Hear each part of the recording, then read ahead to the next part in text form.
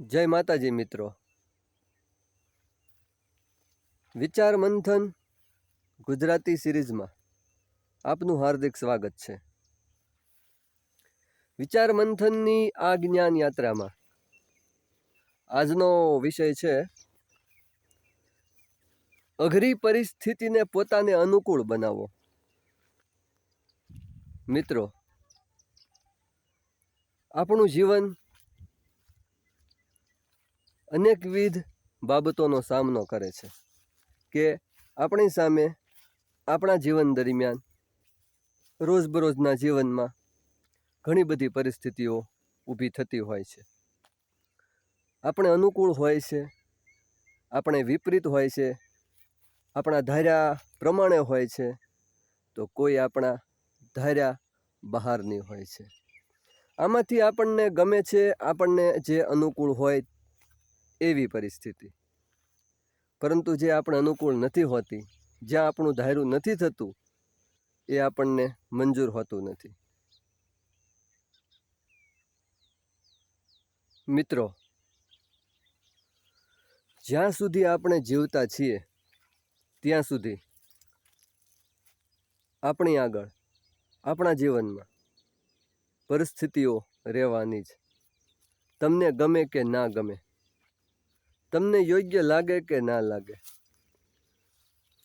તમને પસંદ હોય કે ના હોય, સારી અથવા ખરાબ પરિસ્થિતિ, એવી બાબતો આપણા જીવનમાં રોજબરોજના જીવનમાં બનવાની જ.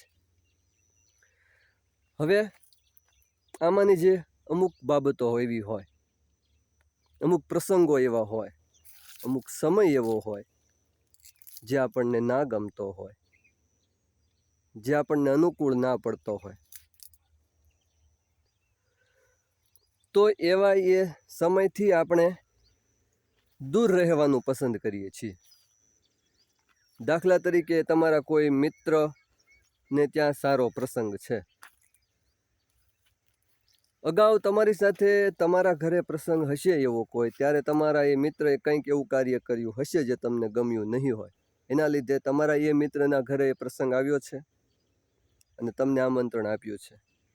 હવે તમારે જવું પણ છે, પરંતુ તમારા મનમાં અગાઉ તમારી સાથે તેણે જે ખરાબ વર્તન કરેલું તમારા પ્રસંગ બાબત, એ સમયે જ્યારે તમારી સાથે એ ખરાબ કાર્ય કે તમને ના ગમ્યું હોય એવું કાર્ય તેનાથી થઈ ગયું હોય, તો તમે જેવા એ મિત્રના પ્રસંગમાં હાજરી આપવાનો વિચારશો કે ત્યાં જવાનું નક્કી કરશો, એટલે આ વિચાર આવશે.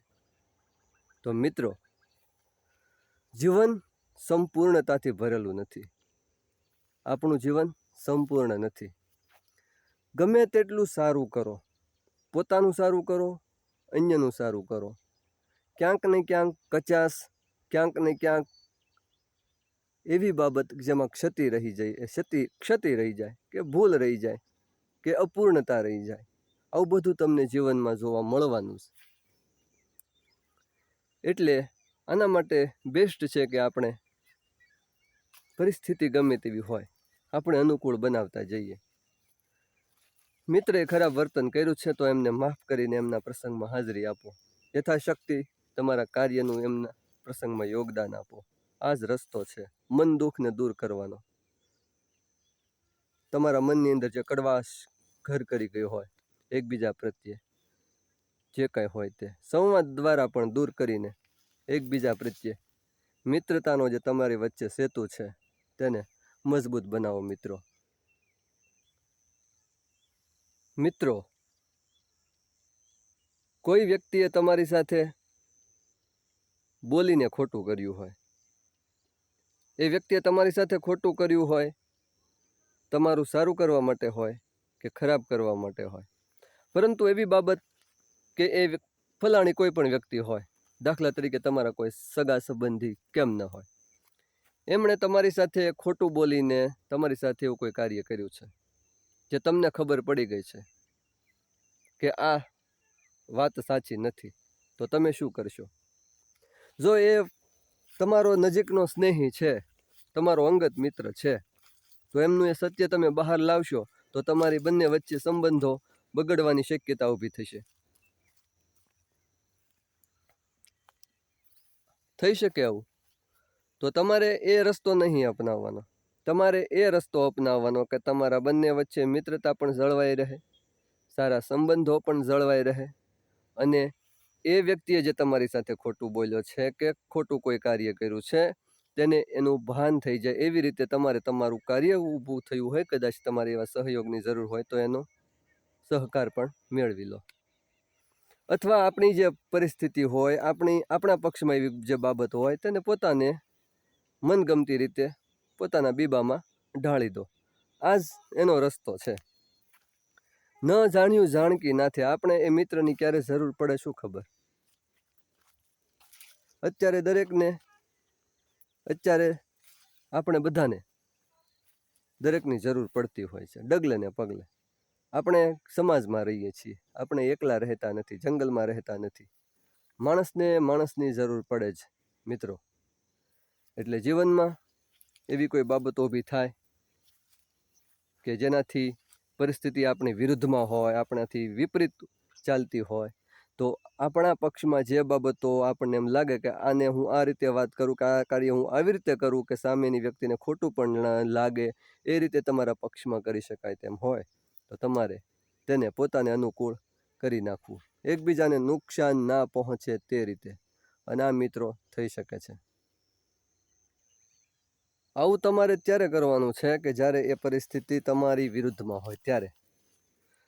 તો મિત્રો આવું બધું ડગલે ને પગલે બનતું હોય છે અને તમને ખબર પણ છે. અને આપણે કોઈ એટલા બધા મૂર્ખ પણ નથી. આપણે માનવ જીવન જીવીએ છીએ તો આપણને બધાને આવા બધા સંકટો, આવી બધી મુશ્કેલીઓની ખબર જ છે કે કોઈ પણ બાબત આપણી વિરુદ્ધમાં હોય તો આપણે આપણા પક્ષમાં કઈ રીતે કરવી.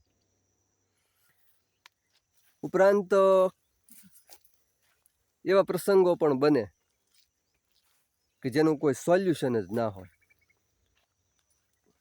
પરિસ્થિતિ વિકરાળ બની ગઈ હોય, સુધારવા છતાં, વાતચીત કરવા છતાં, ગમે તેટલી મહેનત કરવા છતાં જો એ પરિસ્થિતિમાં સુધારો ન થાય, તમારે અનુકૂળ કરવું છે તો ન થાય, તો એના માટે એ પરિસ્થિતિને, એ બાબતને સમય ઉપર છોડી દેવાની. સમય ઉપર છોડી દેવાથી એ બાબતમાં જે ગુંજ પડી ગઈ છે, જેમાં અટવાઈ ગયું છે, જે બાબત હોય તે ધીમે ધીમે તેનો ઉકેલ આવતો જશે. ઉકેલ ના આવે તો કમસે કમ ગુંજ ઢીલી તો પડશે જ, કે જેમાં તમારે અઘરી બાબત એવી કોઈ છે, તમારે સોલ્યુશન લાવવું છે, તમારાથી તેનું સોલ્યુશન તત્કાળ આવી શકે એમ નથી, તો તેને અમુક સમય માટે વિલંબમાં નાખી દેવું પડે. પછી એ જેવી તમને જાણ થાય, તમને ખબર પડે કે હવે આમાં પકડ ઢીલી પડી ગઈ છે સામેના વ્યક્તિની, અને આ પરિસ્થિતિ જે મારી વિરુદ્ધમાં છે, જે એ મારા હિતમાં થઈ શકે તેમ છે, પરંતુ મારે આ રીતે મહેનત કરવાની છે, તો તમારે એ રીતે મહેનત કરીને એ તમારી પરિસ્થિતિને, એ તમારી જે પણ બાબત હોય તેને તમારે અનુકૂળ બનાવી લો. આ તમારાથી થઈ શકે છે મિત્રો. તો મિત્રો, જીવનમાં ડગલે ને પગલે આવું બધું આપણી સાથે બનતું હોય છે અને આપણને બધાને તેના અનુભવો પણ હોય છે, આપણને બધાને તેનો ખ્યાલ પણ હોય છે. પરંતુ મારો કહેવાનો મતલબ કે મિત્રો, હવે આ સમયમાં આજે રીતનો સમય ચાલી રહ્યો છે એ રીતે જોતા તેને અનુરૂપ આપણે જીવન જીવતા શીખી જવું જોઈએ. જો આપણે સત્યવાદી જ રહીશું તો લોકો આપણને ક્યાંય ના નહીં રહેવા દે, બારોબાર વેચી નાખશે. એટલે અમુક એવી પરિસ્થિતિઓ હોય જેમાં આપણે કંઈક સુધારો કરીને પણ આપણે હિત માટે કંઈક કરી શકીએ, એ પરિસ્થિતિમાંથી આપણે કંઈક શીખી શકીએ, કે એ પરિસ્થિતિમાંથી આપણે એક લાભ થવાનો હોય, તેને પોતાને અનુરૂપ કરતા જાઓ, એને પોતાને અનુકૂળ કરતા જાઓ. બસ આજના વિચાર મંથનનો કહેવાનો મતલબ મારો એ જ મિત્રો, કે દરેક પરિસ્થિતિ એવી હોય જે તમને અઘરી લાગતી હોય તેને પોતાને અનુકૂળ બનાવતા શીખો. જય માતાજી મિત્રો.